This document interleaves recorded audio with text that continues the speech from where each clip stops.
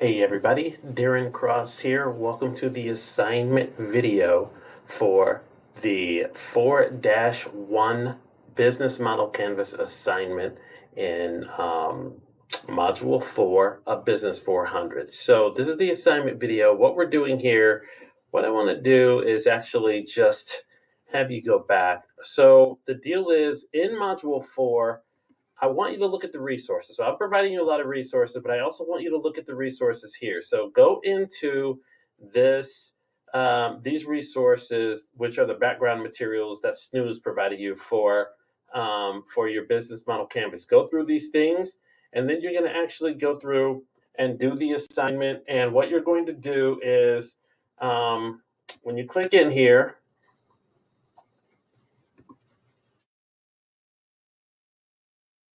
you're actually competing or completing your business model canvas. Okay, so what you're going to do is you're going to go into each of the elements of the canvas, which these are really just talking about those, right? So this is the value proposition.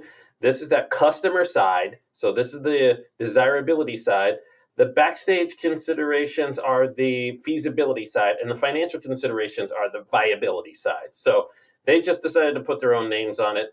That's this is how they conceptualize these things. But what we're doing is you're actually going to go in and you're going to think about the product or service that you are offering, and you're going to actually just develop these things. Okay, so I want to just give you a little bit of guidance on how to do this. Now, what you're going, well, let me go back here. When you're in here, you want to make sure that you download the business model canvas template. This is a PPT or a PowerPoint presentation right here. You're going to download it, and this is what you actually are going to get. Now, when you're doing this assignment, you'll find that it's a little bit tough when you're messing with this stuff. It's a little bit tough to play around with this, but they've actually provided everything you need here. So if you go in, it's just like an Excel spreadsheet. You can go into each one of these things and type, right? So what I would do is type on these, the actual words that you see here, and then you can actually just backspace and then do what you got to do in each one of these elements. Okay. So what we're going to do is this is basically shaping us and causing us to think about each element of our business. And again, these are the elements that are the desirability elements. This is the feasibility, and this is the viability. So the first thing that you need to start with is your value proposition. Now, I want to encourage you, look at everything that we have talked about along the way with value proposition.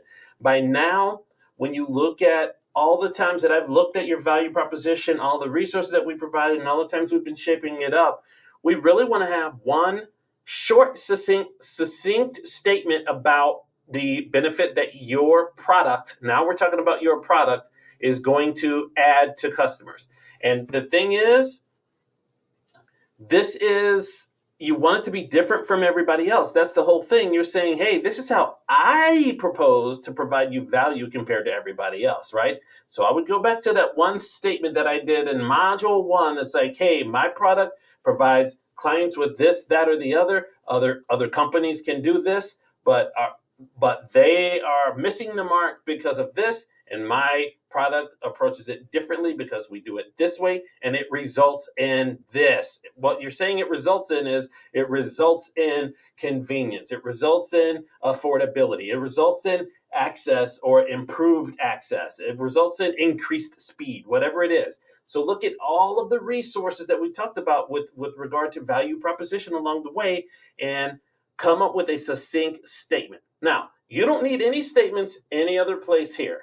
Everything else here can be bullet points. But the thing is, as you go through these elements, what I want you to do is take into consideration that someone is reading this, and you want to make sure that when they're reading it, they don't have any questions. So once you're reading it back, if you see some bullet points that are like, okay, well, these are bullet points, they're there, someone can read them, but what does it really mean? If someone really can't understand what it means, then you need a little bit more detail here. Okay, so let's talk about what we're going to pursue in each one of these elements. In the cut, this is how I would do it. I would go to this is how my mind works when it comes to the business model canvas. Value proposition. The next one is customer segment. So I say, okay, what is the customer segment? We are not talking about each of the customer segments. What we're talking about is who's our target market? So we want to deliver on our target market. You want to go back to that intended market in that lesson that we talked about last module. So really, who's our intended market? What are their demographics? What are their psychographics? What are their geographics? What are their behavioral tendencies? All right. And you can just have bullet points here, right? So you can just bullet point, males age 18 to 35. They tend to value this. They are impulse shoppers, whatever it might be. You want to have the idea here is when you get done here, you want to have a picture of the people who you're going to market to. Okay. And again, I want to take you back and on the comments that I said in the last module. Targeting an audience isn't saying, well, we are open to everyone. It's not about who you're willing to sell to. Of course, I'll sell to everyone in the world. But the thing is, you want to be efficient. So who is most likely to buy your product? So who are you going to target it to? Okay.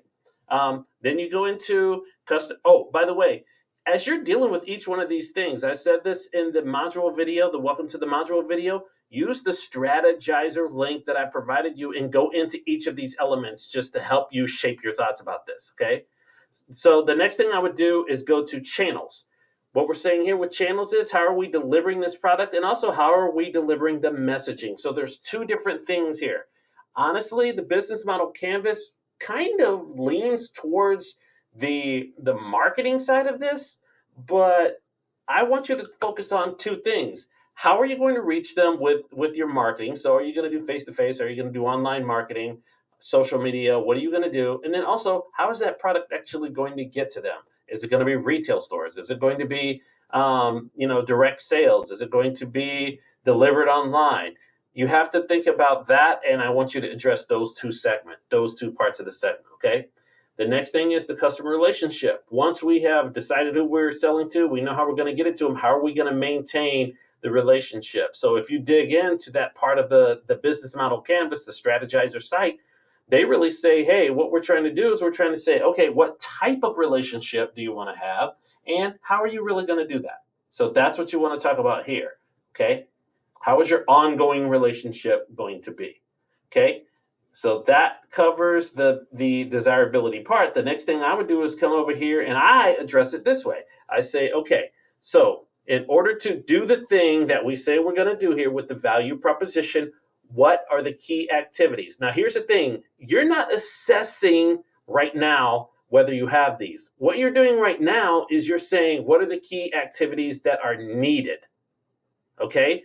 We are going to address this later on when you get to your assignment in the next module. We're going to readdress this to decide if we need to do some things here, okay? So what are the key activities that you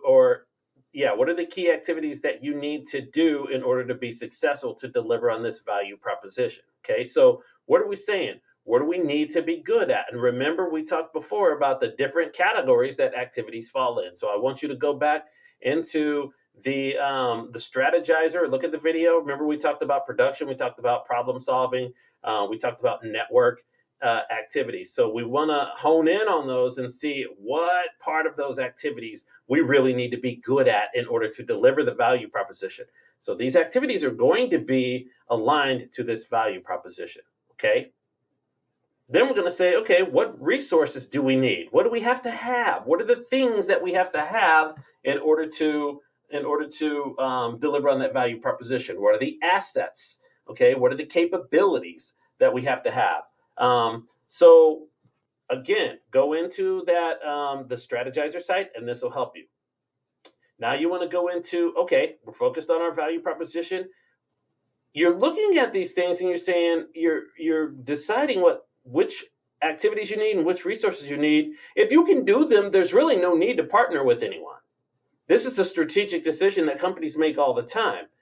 You partner with people not out of the generosity of your heart, but you partner with people because they can add to that value proposition in a way that you can't. So once you've looked at these things, what partners do you think you really need to pursue? Now, here's the thing. A lot of times I see that people, when they're talking about partners, they talk about people inside of their company. No, who are you going to partner with outside of your company? What types of companies? You don't have to say the specific companies that you need to market, that you need to partner with. You can if you understand who that is, but you can be general as well. I need a top-notch manufacturer. I need a company that's great at with distribution or whatever it might be, right? So whatever you have identified here, if you're good at it, great. If not, then you need to seek a partner for that. If there's some relationships that provide you access to some things that you don't have access to, then great, you can partner with them. So this can be general, or you can talk specifically about specific companies if they're necessary. Okay. Then the next thing I do is I go to the cost structure and I say, okay, we want to deliver on this. We're going to reach these people through these channels. We want to maintain these relationships. We need to be able to do these things. We need to have this stuff, and we need to partner with these people. Based upon all of this stuff that we just talked about, what are our costs going to be? How does delivering this product actually show up as expenses to us? What are we going to have to spend money on in order to do this? Okay. So this is the money out. And finally, you're going to go in and say, okay, but what are the different ways that we are going to make money? Is it just about selling the thing? Is it about having a service contract with stuff? Is it about, future sales or whatever it might be? Okay. So that's what we're looking at here. Here you want to have a statement. And with each one of these, you can have bullet points, but I want you to make sure that when someone is reading it, it makes sense, and they shouldn't have any questions after this, okay? And here's the presentation thing. Please do not put a paragraph in here. No one wants to read a big paragraph in each one of these blocks, okay? You want it to be just visually pleasing to the eye and easy to understand. So please just put bullet points in so that anybody reading this gets the overarching view of what it is you're trying to do, okay? Later on, we're going to address the detail that's needed when we get into the final project, okay?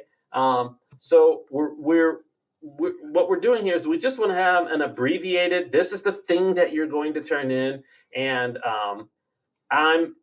if it makes sense to me, this is real easy. If you have done what I'm saying here, it's real easy to grade and it's real easy to do.